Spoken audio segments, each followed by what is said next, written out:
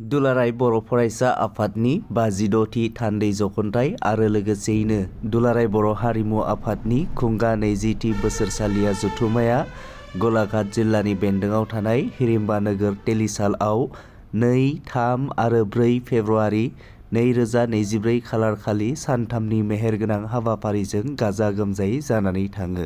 4 फेब्रुवारि खालार खालि जानाय गेवलां मेलखौ दुलाराय बर' फरायसा आफादनि मानाव गेदेर आफादगिरि मुस्रि दिपेन बर' बिथाङा दैदेनो आरो गेवलां मेलनि बेखेवगिरि महरै बर' थुनलाइ आफादनि मानाव गेदेर आफादगिरि डक्टर सुरत नार्जारि बिथाङा बाहागो लायो।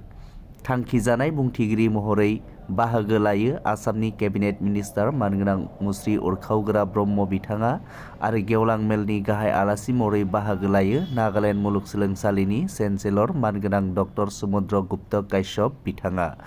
मख'जाथाव आलासि महरै बाहागो लायो BKWACनि गाहाय मावफुं सोद्रोमा मानगोनां मुस्रि मिहिनेश्वर बसुमतारिजों लोगोसे गुबुन गुबुन माहारियारि आफादफोरनि दैदेनगिरिफोर, ओनसोलनि मेलेमजिबिफोर, रायजो राजाफोर आरो फरायसाफोरनि मैखोमै बाहागो लानायजों हाबाफारिया जाफुंसार महरै जानानै थाङो। BBCनि 110थि एनुवेल कनफारेन्सआ उदालगुरि जिल्लानि बेन्दोङाव थानाय दक्षिण कुयाबिल बाप्टिस्ट चार्चनि गेलेग्रा फोथाराव 1, 2, 3 आरो 4 फेब्रुवारि 2024 खालार खालि रंगिना संगिना मेहेरगोनां हाबाफारिजों गाजा गोमजायै जानानै थाङो।